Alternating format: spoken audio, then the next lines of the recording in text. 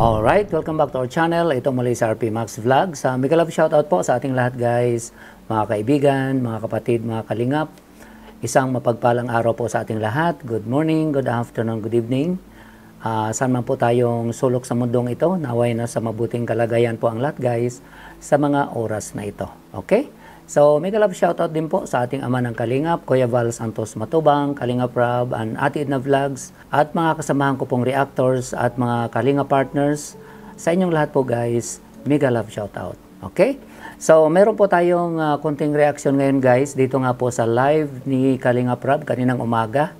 Diyan po sa Pilipinas, August 16, 2024. Okay? So, maganda po yung mga binanggit ni Kalingap Rob kanina sa live po niya. Kaya gusto ko pong ma-emphasize yung ibang points na binanggit po niya at lagyan po natin ng komento. Okay? So, bago po natin gawa ng komento guys ito, panoorin muna natin sandali itong mga video clips na ito. Ito po yun. Ang ano kasi talaga dyan, kapag sumikat tayo, halimbawa beneficiaries tayo, kapag sumikat tayo, wag lalaki ang ulo natin. Huwag tayo magbabago kasi unang-una tinulungan naman tayo para mabago yung buhay. Hindi naman para maging influencer din, hindi naman para maging vlogger. Kaya dapat importante pa rin talaga yung magiging kontento natin sa mga tulong na natatanggap natin. Kagaya nila Fiancé, nila Carla. Napaka-importante ng pagiging humble at wag magbabago, wag lalaki ang ulo. Kasi dapat maging masaya tayo na sa mga bagay na naitulong sa atin ng Team Kalinga. Bonus na lang kung bigyan man tayo ng karapatan maging vlogger. Bonus na lang po yun. Kasi tinulungan naman tayo hindi maging vlogger, kundi magkaroon ng magandang buhay, magkaroon ng bahay. Diba? Yun talagang tinulong sa atin. Hindi naman tayo tinulungan para maging vlogger. Ayun, so yun po yung napakagandang binanggit po ni Kalingap Rob guys. Malinaw na naka-address ngayon sa mga Kalingap Angels o sa mga beneficiaries, no? Hindi lang sa Kalingap Angels, kundi applicable po yun sa lahat na tinutulungan ng Team Kalingap. Okay, na kung ano man yung marating po nila sa buhay, ay sana wag po silang magbago, wag lumaki ang ulo. At maging kontento kung ano po yung mga binibigay ng tulong ng Team Kalingap.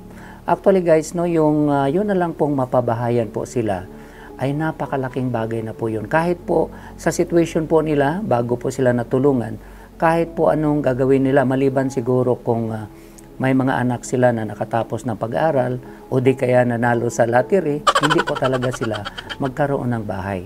Okay? So ngayon, dahil nga sa tulong ng Team Kalingap, nagkaroon po sila ng means at ginagawa pa sila ng scholars. At hindi lang yon, sumikat pa sila sa social media. Kaya sana, sabi nga ni Kalingap Rob, huwag sanang ilagay sa ulo. Huwag magbago, huwag lumaki ang ulo. At maging kontento kung ano po yung binigay na tulong sa kanila. Yung pabahay at kung ano po yung mga iba pang ayuda. At yun na lang pong ginawa pong scholars, no? Pagka naging scholars na po sila, napakalaking bagay po yun na makatapos sila ng kanilang pag-aaral. Okay? So, yun po ang binanggit po ni Kalingap Rob guys, no? Sa kanyang live po kaninang umaga. Sa mga hindi po nakapanood guys, panoorin nyo po. Sinabi po ni Kalingap Rob doon, ang dami po niyang binanggit tungkol nga po dito sa issue na ito. Okay?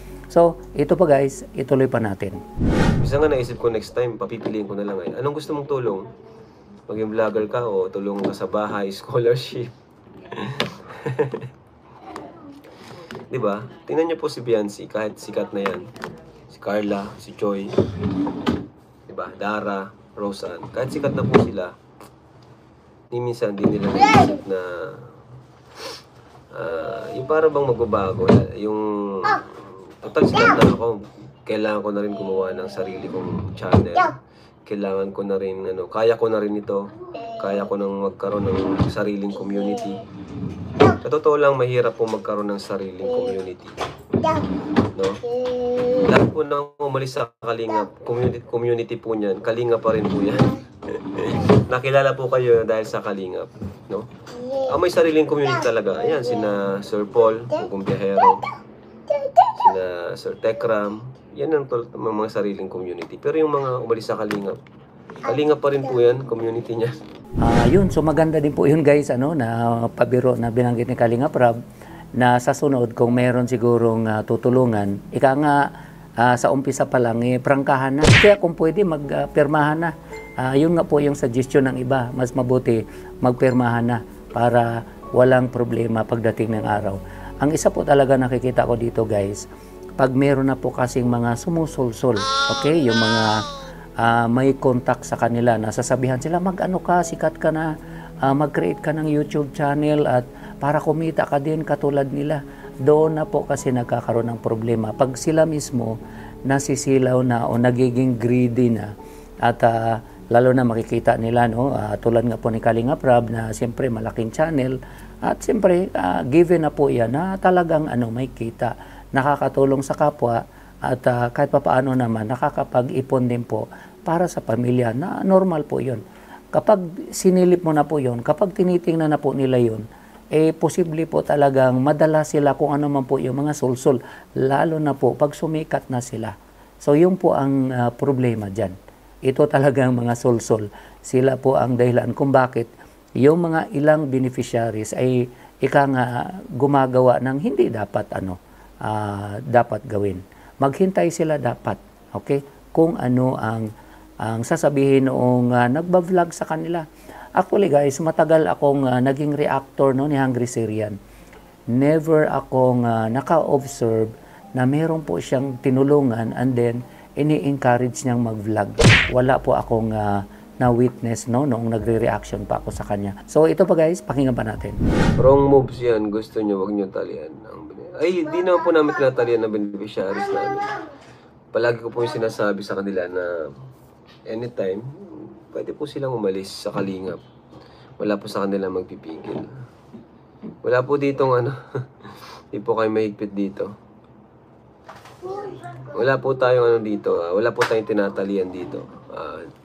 Lahat po sila ay kumbaga anytime kung gustuin po nila talagang umalis sa Kalingap, okay, wala pong problema sa amin yun. At wala pong walang samaan ng loob po yun. Di ba? Yun. Saka yan naman kasing pagiging vlogger nila. Mas maganda talaga kung hayaan na niya na kami ang mag-decide kung kailan, kung di ba? Bilang respeto. Bilang respeto.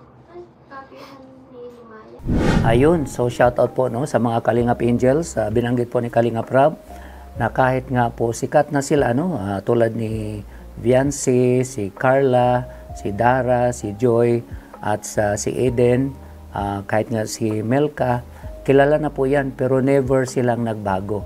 So maganda po ang binanggit ni Kalinga Prab at yun nga po sana manatili silang ganun, humble at hindi nagbago. At hindi nila naisipang humiwalay o magkaroon ng sariling channel at iko-compete na. So, yun po ang kagandahan. Never pong pumasok sa mind nila. Kasi nga, tama po yung binanggit ni Kalinga Prab, mahirap po talagang magkaroon ng sariling community. Kailangan po talagang gumastos. Gumastos ka ng gumastos para makilala ka at magkaroon ka ng sariling community. Hindi po, kahit nga yung mga malalaki ng subscribers na nakilala sa Kalingap. Napapansin nyo guys, pagka lumalayo sila kay Kalinga Prab o di kaya kay Kuya Bal, humihina po talaga yung views nila. So yun po talaga ang challenge. Okay? So ito pa guys, panoorin pa natin. Gaya na nung kay Carla po. Actually kay Carla po, binabala ko na po siyang na mag-open na, mag-upload na kahit isang upload para lang makaipon ng subscribers. Pero ang sabi niya, parang gusto daw niya munang mag-focus sa pag-aaral. Pero sabi ko naman, kahit naman, di naman talaga siya totally full-time na mag-vlog. Kahit lang, once a week, di ba? Yung mga simpleng vlog lang, update lang sa buhay niya. At least nakakaipon siya ng subscribers. Saka, kahit pa paano, kumita rin siya. Di man ganun kalaki, pero at least naiipon, di ba? So, yun yung plano ko sa kanila. Mag-vlog sila, pero hindi yung talagang full-time na vlogger.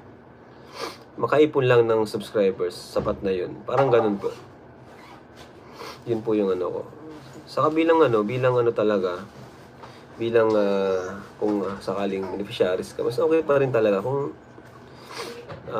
hintayin mo, maghintay ka kung ano yung plano sa iyo ng yung leader nyo, yung tumulong sa iyo. Kasi natulungan ka naman nila hindi para maging vlogger, di ba? Natulungan ka para umangat, para mabago yung buhay. So kung yung pagiging vlogger or ano na lang po yun, bonus na lang po yun. Ayun, so napakalinaw po guys. Sabi binanggit po ni Kalingap Rob, si Carla, kino-convince niya na mag-start na para lang makaipon ng subscribers. At hindi man ito regular o talagang ika nga araw-araw magba-vlog. Kahit once a week, no, sa nabanggit ni Kalingap Rob, malaking bagay na sana yun, no, makaipon siya ng subscribers. Ganun pa man, mas gugustuhin ni Carla na mag-focus sa kanyang pag-aaral. So doon po tayo guys, no, hanga kay Carla. At hindi lang pala kay Carla, pati pala sa ibang Kalingap Angels, ganun din po ang balak ni Kalingap Rob sa kanila. Ito natin masasabi guys na kung ano man yung mga iniisip ng bashers na ika nga tinatalian o ayaw ng Team Kalingap, na yung mga beneficiaries nila maging vlogger tulad nila, ay hindi po totoo. At saka tama yun, no? Bilang beneficiary, dapat maging kontento na lang muna. Kung ano po yung natatanggap nila, huwag silang masilaw. Kasi nag-umpisa po talaga yan pagka may nagsusulsul sa kanila na ganito, why not na sikat ka na, why not mag-open ka ng YouTube channel mo at mag-vlog ka. Kasi tinan mo sila, no? Binablog kayo. Ang laki po ng kinikita nila. Pag nasilaw na po talaga yung mga beneficiaries dahil sa sulsul, doon po talaga nagka-problema. Ang hindi nila alam, bago naging ganun yung charity vloggers na yun, na tumutulong sa kanila, ang dami po ng pinagdaanan. Hindi po ganun kadali. Ang akala nila, porque sikat na sila, pwede na. Kikita na din sila ng katulad nung nagba-vlog sa kanila. Hindi po ganun. Matindi po ang pinagdaanan yan. Matindi po ang ginastos. At saka yung effort din po, yung pag-edit, yung puyat, at saka yung pag-create, no? Pag-create ng konsepto. Kung ano po yung gagawin mo, anong content na gusto mo, ay hindi po ganun kadali. Okay? So, at ito pa, binanggit nga ni Kalingap Rob, bilang respeto po talaga sa nag-vlog sa kanila, dapat po talaga maghintay sila. Okay? Dahil sabi ko nga po, may plano din po yan si Kalingap Rob sa kanila. Naalala nyo guys, no, si Mark, no, sumikat si Mark dahil nga sa vlog ni Kalingap Rob, sa nanay niya, so pati yung mga anak niya, sikat din po, sumikat si Mark. At although nagkaroon ng issue, nababas nga ito si Mark dahil sa mga ginawa niya, umalis kay Kalingap Rob. Pero bago po umalis si Mark guys, tinulungan po yun ni Kalingap Rob na magkaroon ng channel. Siya pa nga ang nag-create. Siya ang gumawa ng channel ni Mark. Pero ang problema lang ni Mark guys, kaya hindi niya ma-monetize dahil nga po sa edad niya. Wala pa siyang 18. Yun pa pala ang dapat i-make sure guys ng Kalingap Angel. Especially yung mga wala pang 18. Pero yung mga past 18 na, wala pong problema doon. Pero katulad po ni Viance, pag nag-create po siya ng YouTube channel niya, dapat ang gagamitin niya, pangalan ng nanay niya. Kasi kung ipangalan niya sa kanya, hindi po siya magkaroon ng yung AdSense. Kasi ang AdSense, kailangan 18 years old po kayo. So, yun po ang magiging challenge dyan. Pero, alam na po ni Kalingap Rob yan kung talagang mag-create na po sila ng mga channels nila. Pagka sinabihan na po sila ni Kalingap Rob. So, isa din po yun sa dapat nilang i-make sure. So, yun lang po guys ang ating reaction dyan nga po sa live po ni Kalingap Rob kaninang umaga, August 16, 2024. Na napakalinaw po, hindi tinatalian ni Kalingap Rob ang kanilang mga beneficiaries. Instead, may mga plano siya sa kanila, pero maghintay sila. For the time being, kailangan lang po nilang maghintay at maging kontento kung anong meron, kung anong natanggap nila. Yung pabahay ay napakalaking bagay at siyempre yung pagiging scholar po nila ay hindi din po yun madali. Plus yung mga ayuda, plus yung mga tulong ng sponsors. Kung hindi po dahil kay Kalingap Rob, wala din po yung mga sponsors na yun na tumutulong sa kanila. So yun dapat ang isipin nila.